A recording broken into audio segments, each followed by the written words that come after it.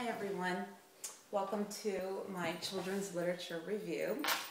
I've chosen the book The Queen Who Saved Her People by Tilda Balsley. This book was actually recommended to me by my sister. She's a preschool, actually she works in a Jewish preschool, and she teaches full-day kindergarten as part of their preschool program, and she was looking forward to reading this to her class and recommended it to me for the kindergarten age group. Actually, after reading this book, I feel like this would be a great book for kindergarten, first graders, even preschool would probably be okay. And I'm going to introduce a way that we could incorporate using third, fourth, fifth graders as well. So it's kind of a neat book and fun for several age groups, although kindergarten through first grade would probably be best. I love this book. I love the rhyming aspect of it, as you'll see. I think it has wonderful pictures, wonderful illustrations. It's a very fun book about the story of Purim. And it does not have the customs and traditions of Purim mixed in, although in the end there's a creative way of doing that, which you'll see. What I liked most is how they tell the story of Esther. Now, the way I would introduce this book is first I would introduce Purim. This is a cute story, but I think the children need to have more of an essence of what Purim means, the story. I would tell them about the story of Purim, the Megillah, and then all the traditions and customs that go along with it. And then after studying about it and learning about it and doing some activities, I would have this book available and introduce that story again to them in a very fun way, a rhyming way, which is very age appropriate. They can learn the rhyming, and they're doing words that rhyme anyway in school. There's also some lessons that are in this book that I will talk about as I go. I'll read it as if I'm reading to the class, and so I will pause in between and ask some questions, and it's part of the bigger picture and seeing some of the issues and resolving those with the kids. Also, I will be discussing with them, there's some words in here, some Jewish words, as well as regular English words that I think a few of them are a little bit, maybe be above their normal level of understanding. Maybe they may be a little developmentally more than they're ready to have. So what I would do is I would go through those words with them. So there's going to be some big words in this book. First of all, we're going to talk about the month of Adar. Adar is the month, the Jewish month, in which we celebrate Purim every year. So we're going to hear about the month of Adar in this book. We're going to hear the word Megillah, and Megillah is a story that's read from a scroll. In this case, it's the story of Esther. We're going to hear about the word Pur, as in Purim. Pur means lot, which a lot is something that is chosen randomly. So we'll talk about in the book when we get to it how that random lot gets chosen. And then there are the English words banish. And to banish someone is to get rid of them or send them away. Beseech means to beg for something. Distraught, that means very upset. And then we're going to talk about gallows. Now, gallows are where Haman was hung and killed because he was such a terrible person, plotting to kill all the Jews this way. And then the tide gets turned and he ends up being the one that is punished, and in this way. Now, as a teacher, I always have found in the past this to be kind of a sensitive topic, you know, gallows and death, and it's part of the story, and it's in almost every children's book that I've read. And so we can kind of gloss over it, but it also needs to be addressed. So we have to do that in a very sensitive way, I think, and try not to focus on it as much. Obsessed, what does it mean to be obsessed? In this book, it's about the king can't stop thinking about the queen, can't stop thinking about someone or something. That's what obsessed is. Rival, someone in competition with you or trying to be better than you. Sackcloth is something that's worn that's very simple, and it's also used to show mourning or sadness. Mourning means sadness. Now, in order not to interrupt the flow of this book, I'm going to discuss those words with the kids ahead of time, but then also reiterate them as we go through them, because they're big words and they will have heard what they mean before, so a quick little prompt reminder will be necessary in the book, and hopefully that won't interrupt the flow of the book itself and the rhymes, and you'll see what I mean. What I'd like to say also is that I'm going to be taking out 2 sentences of a book, and I rarely have ever done this, but in this book you'll see, I'm going to read to you this little part that I'm taking out. I'm taking the liberty of doing so. I would leave that up to the discretion of the teacher, maybe discuss with other teachers. When I first started reading this book, and it was at the beginning, I thought, oh gosh, this is going to be crazy. This may not be a good book. But really, this silliness only happens on it's like the 2nd or 3rd page. So I decided to take it out. It's almost like in the Disney movies where they throw some extra goofy lines in that the kids don't understand, but it's almost for the purpose of, you know, the parents getting a kick out of it, or the adults who are seeing the movie kind of appeal towards the parents or the adult moviegoer. In this case, it would be the adult reader, is what I would imagine or think that the author had in mind. But I'll give you this example, and then maybe you'll see. And again, this is a very discretionary thing. This is not a big deal, but when I'm reading it and you see the line and I leave it out, I wanted to explain why. Bring young ladies sweet and fair, but only when you've fixed their hair. Put perfume here and perfume there, given them clean underwear, and treated them to free health care. So I'm taking out the underwear and free health care. I would just blot it out in orange or something like that, and hopefully a clever child wouldn't notice. But it's okay taking it out. It doesn't affect the rhyme or anything in the book. So when I read the book to you, you'll see it without. So I wanted to mention that. And also, I love what she does in here. When you open the book, past the title page, of course, it says, for more pour and fun, this story may be performed as a reader's theater script. You can assign 5 parts. The narrator read the text in black type. King Ahasuerus read the text in green type. Queen Esther in purple, Mordecai in blue, Haman in red. So the text is actually in different colors, so it lends itself to being done in this theatrical presentation. And my idea would be to invite the 3rd, 4th, and 5th graders, 5 of them, into the classroom, perhaps the next day, to do their own rendition of this story with the children. And the children are already familiar with this, so it might be more interactive. It also gives the older children a chance to mentor the younger kids, to be a role model, and also to create community within the classroom and the school. So I really like the idea of bringing some of the older kids in to read this. The younger kids, I think at kindergarten, wouldn't be able to read this. I think it's too advanced for them to read themselves.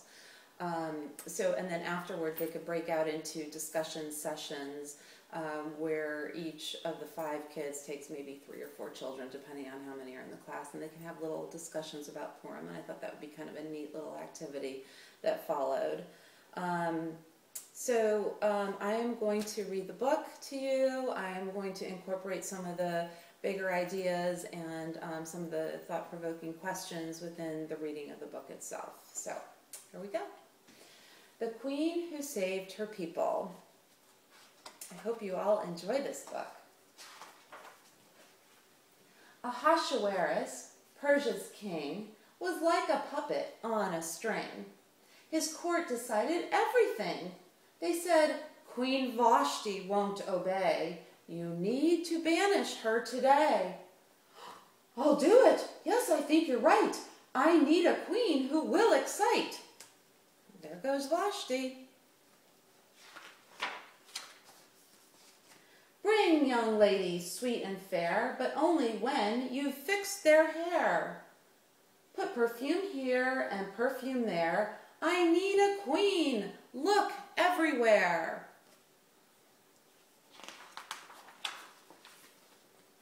Beside the palace lived a Jew. This Mordecai was strong and true. His cousin Esther lived there too.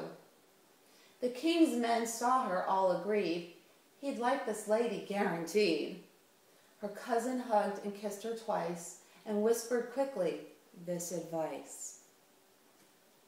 This is Mordecai saying to Esther, no one knows that you're a Jew. That secret must be kept by you. Huh. That secret must be kept by you. Boys and girls, what do you think about secrets? Do we like to tell secrets? Are secrets a good thing to tell? Gosh, I don't think they're always a good idea, are they? Do you ever keep a secret from your mom or dad? No, we don't keep secrets from our parents, do we? It's very important that we always are honest and tell the truth to our parents. Maybe to our brothers and sisters, grandparents. It's important not to keep secrets. We've talked a lot this year about secrets and how they're not very nice.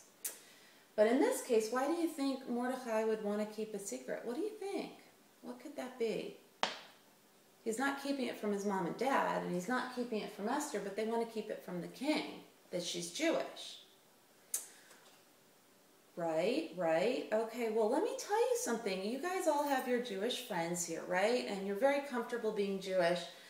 And we live in a world today where it's okay to be Jewish. And we can tell the king, we can tell the queen, we can tell your teacher, we can tell anyone that you're Jewish, right? Back in these days, maybe it was harder to be Jewish. And maybe in the land, maybe the king didn't know very many Jewish people. So maybe Mordecai was worried that if he knew that she was Jewish, that it might seem like a stranger and he may not want to marry her. So maybe that might be a reason to keep a secret, just to protect Esther. So that might be a reason, so we can think about that. But usually we don't like to keep secrets. So that's Mordecai and that's Esther. So they're getting ready to see about her going into the palace. Well, guess what? She didn't tell and nobody guessed. The king met her and was impressed. In all ways, she outshines the rest. I'll make her queen. I am obsessed. Remember we talked about obsessed? He can't stop thinking about her. He loves her. Her cousin, remember Mordecai? Her cousin was around a lot. One day, he overheard a plot. Death to the king? He was distraught. He was very, very upset. He warned the queen the men were caught. This Mordecai, write his name down to note the day he saved my crown. Yay! Mordecai saved the day. The king then made a huge mistake, promoting Haman. Ooh, what a snake. Here he is. There's Haman. Fantastic! I'm a VIP. VIP is a very important person. Now everyone will bow to me. But faithful Mordecai said, no, I won't bow to that so-and-so. So remember when we talked about the story of Purim last week? Why is it that Mordecai wouldn't bow down to Haman? Jack, what do you think? Very good, that's right. He won't bow down to Haman because Haman's a man. And Mordecai said, that's right, he would only bow down to God. So there's Haman. Insulted, evil Haman vowed, when I get through, he'll wish he bowed. I'll crush them all, that Jewish crowd. So see, things weren't always so good for the Jewish people. We had the evil Haman who didn't like the Jews because of Mordecai, or so he says. A lot, or a poor, remember we talked about poor meaning a lot, something that you pick just out of the clear blue sky. A lot helped set the date for Haman's plan. He couldn't wait. Oh, king, those people over there, they break your laws. How do they dare? Let me destroy them everywhere. The king says, sure, you can do it. I don't care. Ha ha ha. Haman says, the month of Adar. Day 13. Boom, that day. I'm randomly picking it. That's my lot. That's my poor. The month of Adar, day 13. All Jews, young, old, and in between will die. Yes. I'll enjoy that scene. So Mordecai put sackcloth on. Remember we talked about sackcloth? It's when someone dies or is going to die, they put on a very simple clothes. So Mordecai thought all the Jews were going to die, right? So he put on his sackcloth. So Mordecai put sackcloth on. The sounds of grief were loud and long. The Queen Esther said, "Something's very wrong. Please explain this, Mordecai. The whole Megillah, what and why?" "Haman," said Mordecai. "Haman is a dangerous man. He's put in place an evil plan. Your people need you. Beg the king, for only he can fix this thing." The queen said, "Me? Beseech the king? Beg the king? I cannot ask him anything. It's death for those who dare to go. Unless invited, you should know." Her cousin said, "This place, this hour, may be why God gave you this power." What do we think about this? Do you think maybe this is the reason why Esther ended up in the palace? Was this the master plan for her to save the day? She has access to the king because she's his wife. Not everybody can reach the king, right? He's this very important man, but she's his wife, so let's see. Esther was convinced at last. "Tell all Jews," she said, "to pray and fast, and after 3 whole days have passed, I'll do the thing that you have asked." Now it was time she faced her fear, and when the king saw Esther near, he said, "Come in, I want to hear. What's your desire, my queen, my dear?" "Oh, a special dinner I'll prepare. Can you and Haman both be there?" The king at dinner asked once more, "What do you want? Please, I implore." "Dear king, don't think I'm impolite. Just come to dinner. One more night. I'll tell you then. Please say all right." As Haman left, his mood was great until he saw parked at the gate, dun, dun, dun, "Mordecai, the Jew I hate." His wife said, "Build a gallows high." "Ah, a good idea, my sweetie pie." The gallows. Ooh. At his palace, curtain drawn, the restless king, still up at dawn, flipped through his journal with a yawn. Mordecai, what does this say? It seems he saved my life one day. Did we declare a holiday? Give him a little bonus pay? A silver medal, anyway. Remember the Olympics when they gave out silver medals? This is kind of like funny, haha, silver medal. But you get the point. Something important to honor Mordecai, right? Like a silver medal. Now guess who just then happened by to say, "Let's hang this Mordecai." The king invited Haman in, and Haman smiled his wicked grin. "Haman," said the king, "tell me how I ought to honor someone. What's your thought?" And Haman, sure he was the man, laid out a very special plan. "Well, let me see, a royal horse with a royal crown, a royal escort through the town." Well, why not? "Oh," the king said, "I love parades. What a delight. Find Mordecai this very night. Tomorrow, ride him through the street. Praise him to everyone you meet." So Haman had no choice, of course. His rival rode the royal horse. Remember, he's Haman's rival, the one that he's competing with. Look who's pulling the horse along. Who is that? Haman. He thought he was going to be the one on the horse, right? But what happened? Right, Mordecai was the good guy, not Haman. So Mordecai was the one that the king wanted to celebrate. So it's kind of funny. Meanwhile, dun dun dun dun, back in the palace, Meanwhile, Esther cooked for 3. The dinner party seemed carefree.